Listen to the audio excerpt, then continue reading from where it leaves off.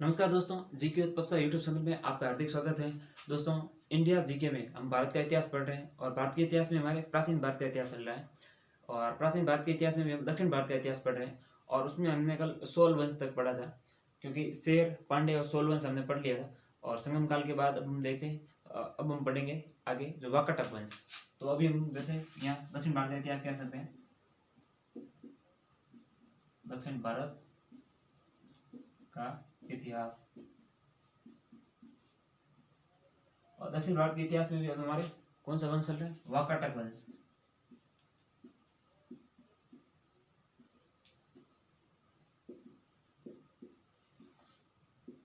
तो वाकाटक वंश सबसे पहले आता है संस्थापक। तो संस्थापक हो जाएगा,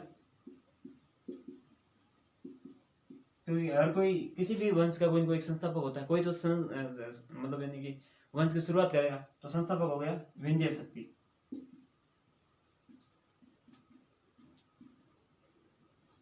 अब जो ये वाकाटक वंश है, ये कहाँ पे था? तो ये हम कह सकते हैं दक्षिण भारत हमारे ये।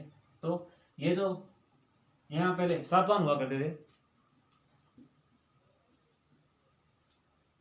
तो ये जो वाकाटक वंश है सातवाहनों का अंत करके, तो हम कह सकते हैं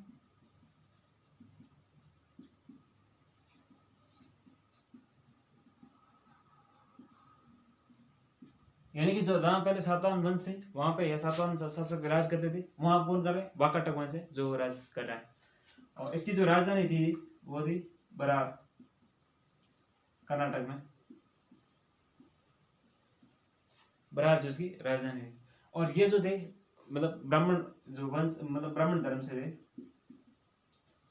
ब्राह्मण वंश भी था और धर्म भी था, तो ब्राह्मण वंश या ब्राह्मण धर्म दोनों कह सकते हैं हम। ब्राह्मण वंश और ब्राह्मण धर्म थे। अब इसमें विंध्य शक्ति ने स्थापना की थी वाकाटक वंश की, लेकिन ये कोई महान या प्रतापी शासक नहीं था। इसके बाद एक शासक आया, वो था कीर्तिवर्मन प्रथम। तो वो जो है इसका वास्तविक संस्थापक माना जाता है वाकाटक वंश का। तो आगे हम देख लेते हैं।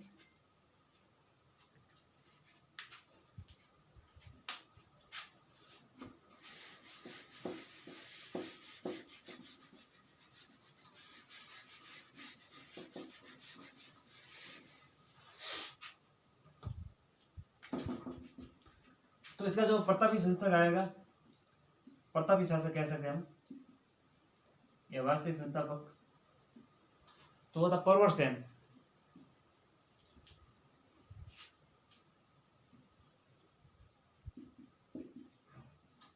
परवर सेन जो है वाकाटक वंश का ये जो प्रतापी शासक होता है। और परवर सेन है ये जो दो अश्वमेध यज्ञ करवाता है, अश्वमेध यज्ञ। तो ये दो अश्वमेध यज्ञ करवाता है और एक करवाता है वाजपेयी।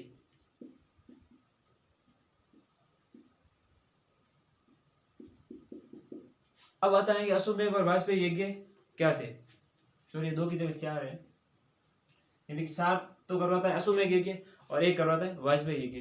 तो अब ये वाजपेयी और अश्वमेध यज्ञ क्या होते?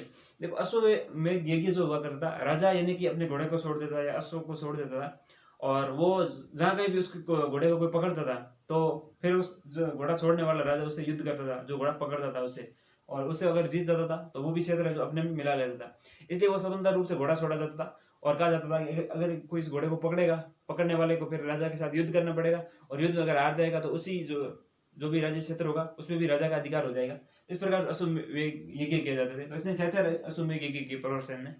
और वाजपेयी यज्ञ का मतलब अपना शक्ति प्रदर्शन, जो भी इस पे के पास हाथी, घोड़े या रथ जो भी थे, भाला, तलवारें वगैरह जो भी थे, तो वो क्या करना, मतलब यानी कि कोई खास उत्सव होता था उस समय पे एक तरीके से वाजपेयी यज्ञ करते। तो वाजपेयी यज्ञ के माध्यम से बताते हैं हमारे पास इतनी बड़ी ताकत है। जैसे अभी हम देखते हैं कि भारत के पास परमाणु हथियार है, पाकिस्तान के, अमेरिका, उत्तरी कोरिया, जो भी देश कहते हैं उनके पास परमाणु शक्ति है, तो शक्ति प्रदर्शन भी करते हैं। तो ये इसको कह सकते हैं अश्व छोड़ा जाता। यहाँ हम लिख सकते हैं अश्व छोड़ा जाता। और इसमें हम कह सकते हैं शक्ति प्रदर्शन। शक्ति प्रदर्शन मतलब यानी कि अपनी जो भी युद्ध सामग्री है, घोड़ा या फिर रथ, तलवार है, ढाल भाले वगैरह जो भी थे, उसका प्रदर्शन किया जाता था। तो वर्तमान में भी कह सकते हैं अश्वमेध में यज्ञ तो अब होते नहीं है, मतलब वर्तमान में तो राजा रजवाड़े या राजा भी नहीं रहे हैं तो वो कैसे होंगे।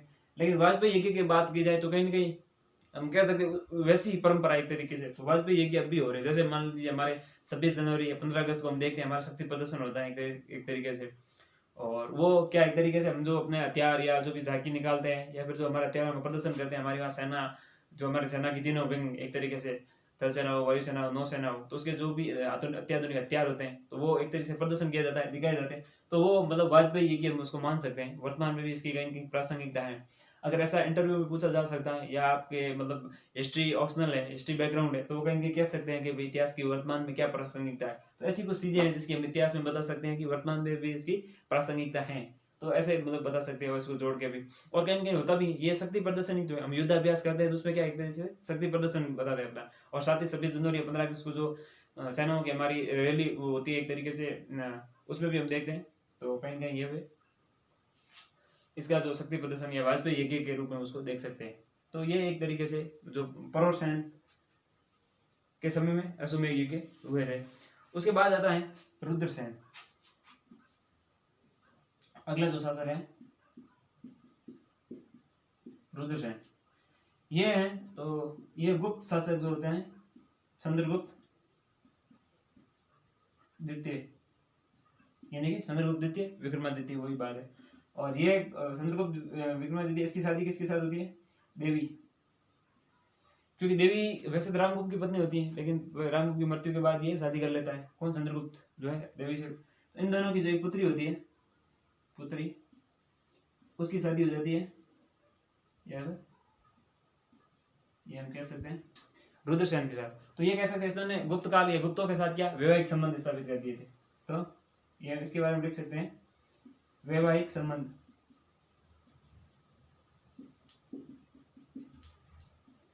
वैवाहिक संबंध बनाने से मतलब साम्राज्य की सुरक्षा मतलब एक अपने आप ही हो जाती है। ये मतलब कहीं कहीं मान सकते हैं कहीं ना कहीं उनको एक कवच मिल जाता है एक तरीके से कि अब रिश्तेदार हो गए, अब रिश्तेदारों से कैसे लड़ना झगड़ना, और रिश्तेदार अगर फन उठाए तो वो बात अलग है। तो ये हम कह सकते हैं। तो इस प्रकार जो है दक्षिण भारत के इतिहास में वाकाटक वंश को देखते हैं तो ये वाकाटक वंश है जो अंतिम शासक आता है। फिर इसका और इसके बाद जो आते हैं चालुक्य आते हैं। तो चालुक्य जो इनके ये कह सकते हैं इनका दमन कर लेते हैं एक तरह से। चालुक्य जो अगला वंश आएगा इनके बाद तो इनका जो अंत कर लेता है और एक अलग वंश की स्थापना कर देता है, उसका नाम था चालुक्य वंश। तो हम वाकाटक वंश को देख लिया। अब हम देखते हैं अगला जो वंश आएगा वो चालुक्य वंश।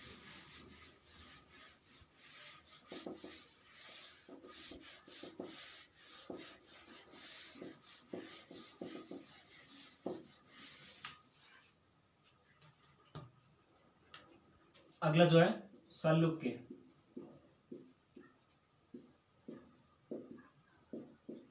चालुक्य वंश की क्या है? 3 शाखाएं होती हैं, लेकिन वैसे चालुक्य एक ही होते हैं, इनकी 3 शाखाएं होती है। हम पढ़ते हैं वातापी या फिर बादामी, एक शाखा ये हो गई। दूसरी इनकी जो शाखा है वो है कल्याणी के चालुक्य पढ़ते हैं हम। और तीसरे है जो बैंगी के चालुक्य पढ़ते हैं हम। तो ये तीनों एक ही हैं, लेकिन होता क्या है कि ये कम बैक करते हैं। मतलब मान लीजिए यहाँ कोई जैसे वातापी है, इनके पल्लवों के साथ अटैक हो गया, मतलब पल्लवों के साथ आक्रमण हो गया, पल्लवों ने इनको दबा दिया, तो फिर क्या हुआ, ये कहीं कहीं फिर व्रत में चले गए तो पल्लव वंश आ गया। पल्लव वंश का भी एक हर चीज का एक अपना मतलब समय या टाइम रहता, लिमिट रहती, उसके बाद वो अपने आप क्या होती है मतलब वो चली जाती है, उसका दौर खत्म हो जाता है। कहते हैं अपना टाइम आएगा। तो मतलब ये कहते हैं कि मतलब इनका 2-3 बार टाइम आता है। फर्स्ट टाइम वातापी ये जैसे राज कर रहे थे, उसके बाद जो पल्लव आते हैं दक्षिण में तो पल्लव इनको हरा देते, तो उसके बाद ये वापस खड़े होते जैसे तैसे, तो वापस ये कल्याणी अपनी राजधानी ट्रांसफर कर लेते, फिर उसके बाद ये बेगी में अपनी राजधानी ट्रांसफर कर लेते। तो इनके भी जैसे 200 साल का भी टाइम लगता है, लेकिन ये उठ खड़े हो जाते हैं वापस। तो ये कहीं ना कहीं एक तरह से हमें प्रेरणा भी देते हैं कि हार कर बैठना नहीं है, वापस ट्राई करते रहना। अच्छा समय आने पर, उचित समय आने पर हम वापस हैं जो मतलब लाइमलाइट में आ सकते हैं, प्रकाशन में एक तरीके से आ सकते हैं। तो इस प्रकार से वातापी, बादामी और कल्याणी। अब हम पढ़ेंगे वातापी को, वातापी या बादामी वाले जो चालुक्य इनको पढ़ेंगे।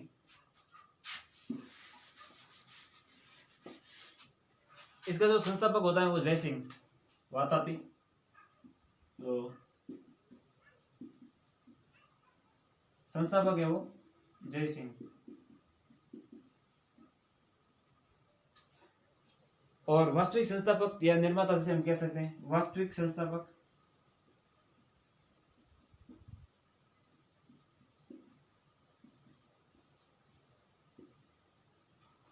और इसका जो वास्तविक जो संस्थापक होता है वो होता है कीर्तिवर्मन प्रथम।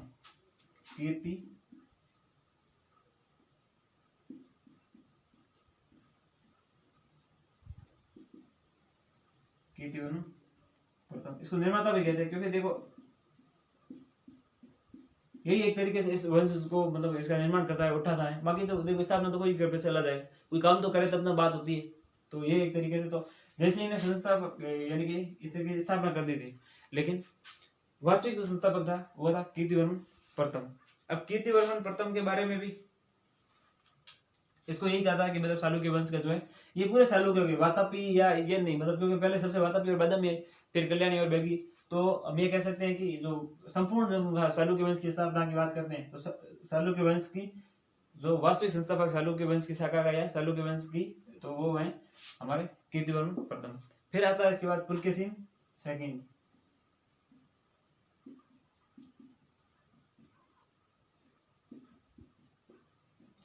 अब पुलकेशिन सेकंड को देखते हैं, इसकी इंपॉर्टेंस कुछ ज्यादा है, तो इसको जो है यहाँ पे देखते हैं।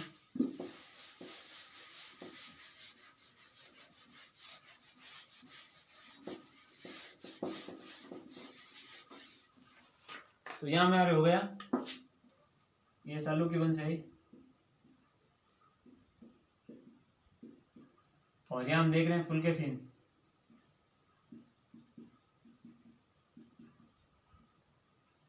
पुलकेशिन सेकंड।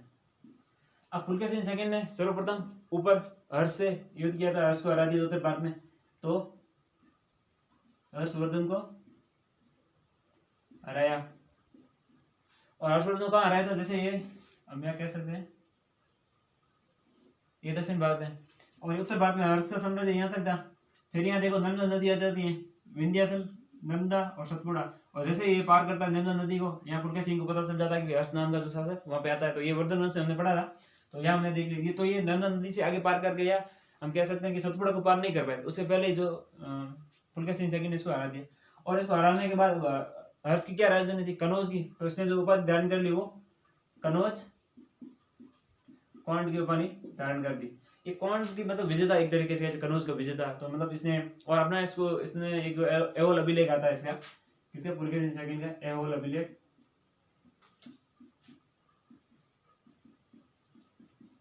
लेखक रवि कीर्ति। और इसमें ये कहा था कि मतलब मैं चालुक्य नरेश पुलकेशिन सेकंड उत्तर भारत के मर्दन वंश के हर्षवर्धन को मतलब हरा देता हूँ, तो दक्षिण में हर्षवर्धन को आने ही नहीं देता। ये हर्षवर्धन को हरा देता है, यहाँ उत्तर में तो हर्ष को हरा दिया और उपाधि धारण कर ली कनौज कौंड की। क्यों? क्योंकि कनौज हर्ष की राजधानी थी। फिर ये दक्षिण में जो है ये यहाँ पे होता है पुलकेशिन, और ये दक्षिण में यहाँ जो पल्लव में हरा देता है महेंद्र वर्मन को, तो ये महेंद्र वर्मन को, पल्लव शासक महेंद्र वर्मन होता है उसको हरा देता है। और इसकी राजधानी कहाँ होती है? कांची, तमिलनाडु में। तो यहाँ ये अब क्या उपाधि धारण कर लेता है, ये यहाँ कांची कोंडम या कांची कोंड की उपाधि धारण कर लेता है, और पुलकेशिन सेकंड। तो यहाँ पे इसने जो महेंद्र वर्मन,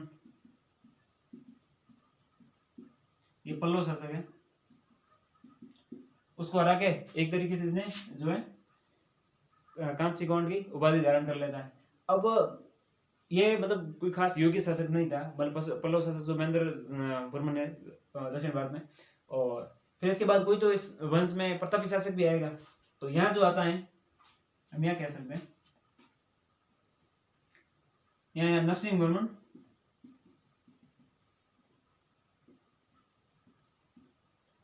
प्रथम।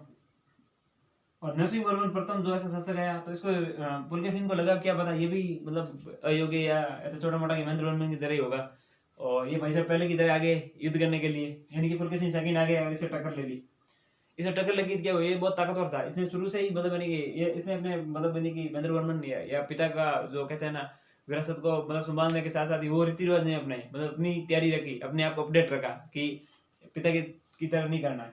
तो इन्होंने जो अपनी पूरी तैयारी रखी, एकदम युद्ध कौशल या जो कहते हैं ना साहस इनमें फुल था।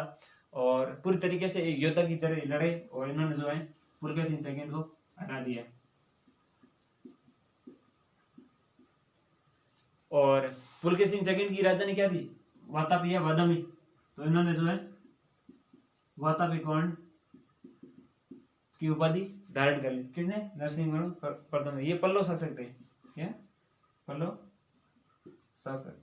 तो शेर को सवा शेर मिल ही जाता है टक्कर देने में। मतलब ऐसा नहीं है कि पुलकेशिन को लग रहा था मैं ऊपर हर्ष को हरा दिया है और दक्षिण में जो है महेंद्रवर्मन को हरा दिया है तो शायद तब पुलकेशिन ही है, ऐसा नहीं था। क्योंकि महेंद्रवर्मन के बाद जो नरसिंहवर्मन आया उसको लगा कि भाई पिता का बदला भी लेना है और पिता की तरह उस तरह नहीं चलना, अपडेट वर्जन। तो उन्होंने जो है पुलकेशिन सेकंड को हरा दिया और उपाधि धारण कर ली वातापी कौंड की। अब इसका जो अंतिम शासक था यानी कि चालुक्य वंश का हम कह सकते हैं, यहाँ लिख सकते हैं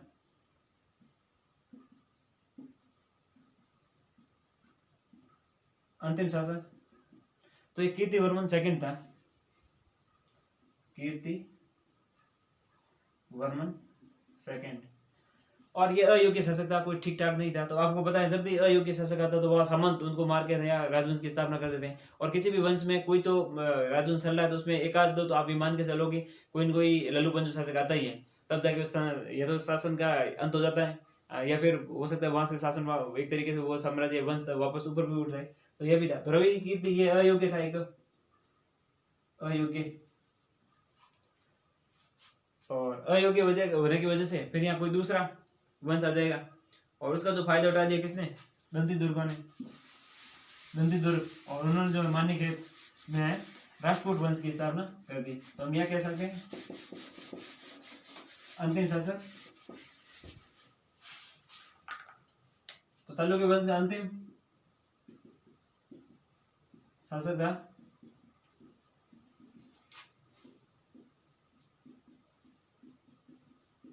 कीर्तिवर्मन सेकंड। ये अयोग्य या फिर कह सकते हैं कोई खास प्रतापी वगैरह नहीं था, अयोग्य था, ठीक ठाक था। तो ठीक ठाक को तो हर कोई बजा देता है। तो इसको किसने बजा दिया? जो या हम कह सकते हैं राष्ट्रकूटों ने, या फिर यहां देख सकते हैं दंती दुर्ग। और दंती दुर्ग ने है जो इसको कीर्तिवर्मन को हरा के एक नए वंश की स्थापना कर दी और उस नए वंश का नाम रख दिया राष्ट्रकूट। और राष्ट्रकूट जो नया वंश था उसकी राजधानी थी मान्यखेत। तो मान्यखेत महाराष्ट्र में एक नए राजवंश की स्थापना कर दी। अब इसमें जो मान्य या कह सकते हैं हम राष्ट्रकूटों में एक शासक आया और इसने जो है कर्क सेकंड कहा जाता है इसे, कर्क मकर या कर्क रेखा वैसे। तो कर्क सेकंड जो शासक है तो इनमें भी कोई एक खास था नहीं, योग्य शासक था। अब देखो राष्ट्रकूटों में हम ज्यादा ध्यान नहीं दे रहे, वही देख रहे हैं कि इनकी पल्लवों चालुक्यों के साथ कहाँ कहाँ टक्कर हो रही है, इनके साथ जो मतलब इतिहास है इनका वो देख रहे हैं। क्योंकि राष्ट्रकूट जब पढ़ेंगे तो पूरा राष्ट्रकूटों पर फोकस करेंगे। और तो यहाँ पे जो कर्क सेकंड है ये कुछ खास योग्य शासक था नहीं। और इसी में जैसे यहाँ पे कीर्तिवर्मन के बाद और वापस ये वंश उठने लगा। मैंने कहा था ना कि वापस कम बैक करते हैं। तो ये जो चालुक्य होते हैं ये कम बैक करते हैं। इस बार जो वापस कम बैक करने के लिए तो कीर्तिवर्मन के बाद यहाँ एक और शासक आता है इसी वंश में, तेलप सेकंड करके। और तेलप सेकंड है जो इसको हरा देता है, मार देता है, या फिर कह सकते हैं अयोग्य था और ये थोड़ा ताकतवर है, प्रतापी। योग्य और ताकतवर कह सकते हैं, योग्य और प्रतापी। तो ये इसको हरा देता है और ये इसको हराने के बाद एक नए वंश की जो आगे मतलब एक नई शाखा की स्थापना होती है। क्योंकि चालुक्य वंश की 3 शाखाएं होगी, वातापी उधर होगी, फिर इसके बाद आता है सोमेश्वर। तेलप सेकंड के बाद जो है यहाँ पे आता है तेलप सेकंड के बाद इसी राजवंश में सोमेश्वर। और सोमेश्वर जो है वो स्थापना करता है जो चालुक्य वंश की दूसरी शाखा होती है यानी कि कल्याणी की, कल्याणी के चालुक्य। तो कल्याणी यहाँ से शुरू हो जाता है, कल्याणी के चालुक्य जो दूसरी शाखा है इसकी, उनकी स्थापना कौन करता है? ये सोमेश्वर। लेकिन फिर उधर जो पल्लव थे, पल्लव भी मतलब उनके पैरों में भी कुछ दबा हुआ था, उनके पैरों तरह दबे हुए थे चोल। तो उधर जो चोल शासक है वो ऊपर उठ जाते हैं। अब चोलों की क्या है कि चोल पहले तो थे संगम वंश में, फिर यहाँ वापस आके कम बैक करते हैं। क्योंकि मतलब यही था, एक वंश है काफी समय तक दबा रह गया किसी के मतलब बनी गई, तो वो कभी कभी ऊपर उठेगा ही। तो इन्होंने जो है वापस यहाँ सोल वंश जो है वो अपने आप ऊपर उठते हैं। यहाँ पल्लव थे, पल्लव ने अपना राज कर लिया, तो इनके कहीं ना कहीं दबे हुए थे या जो एक तरीके से दास थे, तो वो जो कौन थे, सोल थे। और फिर सोलों ने कम बैक किया वापस, और इधर जो है सोमेश्वर को हरा देते ये, और फिर ऊपर भी राष्ट्रकूटों को भी हरा देते, क्योंकि यहाँ जो राष्ट्रकूट थे सोमेश्वर आते आते यहाँ राष्ट्रकूटों का साम्राज्य था ही, राष्ट्रकूटों का। तो ये जो सोल है राष्ट्रकूटों को हरा देता है, और इधर जो कल्याणी, इसको ये कल्याणी की जो स्थापना करता है सोमेश्वर, मतलब सालुक्य की दूसरी शाखा की, तो उसको भी कौन हरा देता है, ये सोल जो राजवंश होता है ये। और सोलों में जैसे इसमें विभिन्न शासक आए थे, और सोलों ने जो है ऊपर राष्ट्रकूटों को हरा दिया, और ऊपर इधर जो है कल्याणी के जो ये चालुक्य थे इनको भी हरा दिया। तो सोलों का कहीं ना कहीं दबदबा जो ऊपर रह गया। और इसमें हम देखते हैं कि चालुक्यों की जो दूसरी शाखा है कल्याणी, कल्याणी के बाद इनकी जो बेगी में जो तीसरी शाखा होती है उसके बारे में देखेंगे। उससे पहले हम लेते हैं कि सोमेश्वर के बाद जो शासक आया विक्रमादित्य 6। तो यहाँ सोमेश्वर को तो शायद सोलों ने हरा दिया, और इधर राष्ट्रकूटों ने भी हरा दिया, लेकिन इसके बाद भी जो चालुक्य, जो हम कल्याणी के चालुक्य पढ़ते हैं, तो विक्रमादित्य 2 आता है, 6 आता है इसमें।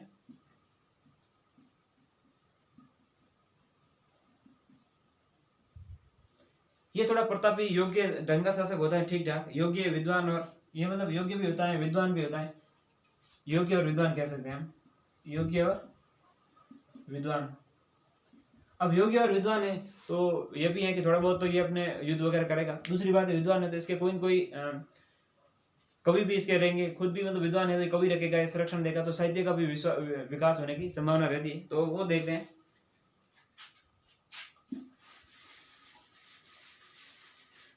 तो ये जो सोलों की दूसरी शाखा है इसमें अभी विक्रमादित्य तक हम पहुंच गए, जबकि ये जो सोमेश्वर होता है ये मतलब दूसरी शाखा की एक तरीके से स्थापना करता है। और इसमें हम देखते हैं कि सोल इसको बहुत मतलब सोमेश्वर को परेशान करते हैं, तो सोमेश्वर क्या कर लेता है, आत्महत्या कर लेता है, यानी कि सुसाइड कर देता है ये जाके, मतलब इतना इनको तंग करते हैं, परेशान करते हैं, तो ये आत्महत्या कर लेते हैं। उसके बाद विक्रमादित्य 6 आता है, तो ये योग्य और विद्वान होता है। इसके दरबार में 2 विद्वान होते हैं या कवि जिसके हम कह सकते हैं, तो वो हो जाएंगे कवि। और इन कवियों ने जो अलग अलग 2 ग्रंथों की स्थापना की, देख लेते हैं कौन कौन से। ये जैसे कवि है तो मान लीजिए 2 ग्रंथ है। पहला जो कवि है इनके दरबार में, और वो है विल्लन। और विल्लन जो पुस्तक की रचना करता है, तो उसमें जो विक्रमादित्य चरित्र की बात करता है, विक्रमादित्य चरित्र,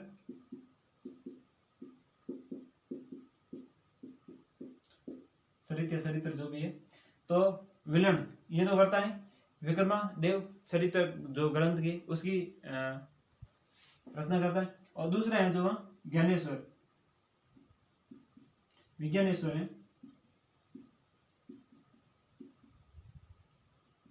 और ये जो ग्रंथ की रक्षा करता है वो मिताक्षरा, जो मिताक्षरा ग्रंथ है उसकी रचना करता है।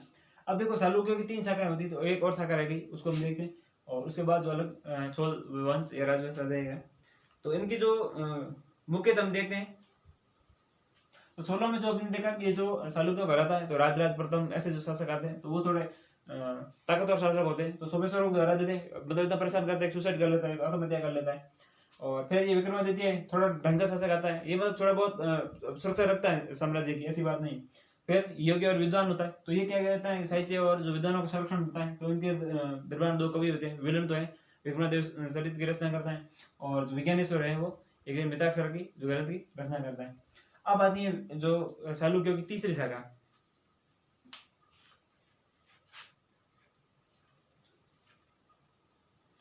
और इसमें जो अंतिम शासक ये कह सकते हैं हम, चालुक्य जो दूसरी शाखा है ये कल्याणी वाली, तो इसमें यहाँ पे आता है सोमेश्वर 4,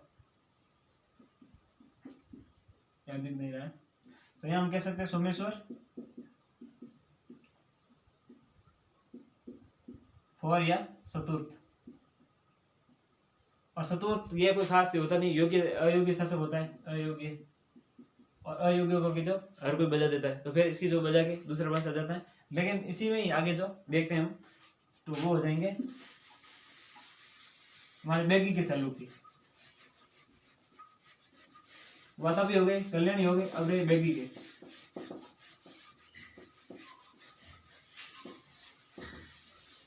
तो तीसरे है जो बेगी। बेगी भी कहते हैं, बेगी भी कहते हैं, बेगी या बेगी, बेगी या जालूकी। इसका जो संस्थापक होता है विष्णुवर्धन,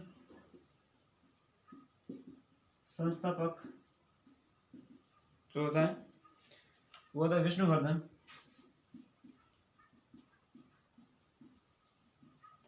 और ये वेगी है जो ये आंध्र प्रदेश, आंध्र वाले सीमा मतलब क्षेत्र में, आंध्र प्रदेश में स्थित होती है। क्योंकि देखो सातवाहनों का जो साम्राज्य था वो कहाँ था, यानी कि महाराष्ट्र और दक्षिण भारत में एक तरीके से देखा जाए। फिर वो धीरे धीरे मतलब आंध्र की तरफ चले गए, तो आंध्र सातवाहन भी उनको कहा जाने लगा। और चालुक्य कहाँ थे, ये भी तो सातवाहनों की जगह थे। तो थोड़े ये मतलब महाराष्ट्र की तरफ और थोड़े दक्षिण की तरफ और थोड़े उधर कह सकते हैं आंध्र प्रदेश की तरफ। तो इनकी जो वेगी शाखा थी ये एक तरीके से मतलब यानी कि आंध्र प्रदेश वाले हिस्से में सीमांध्र आंध्र जो भाग था उसमें थी। और बाकी कल्याणी है ये कर्नाटक जो केरल वाला भाग है इसमें। और बाकी जो ऊपर हमने देखा वो कर्नाटक में थी, जो मुख्य इसकी शाखा वातापी या फिर बादामी। और बेगी में ये मतलब इनकी बहुत छोटी शाखा थी, इतना कोई खास इनमें विकास हुआ नहीं था। और फिर इसमें एक प्रतापी शासक आया था विजय द्वितीय थर्ड।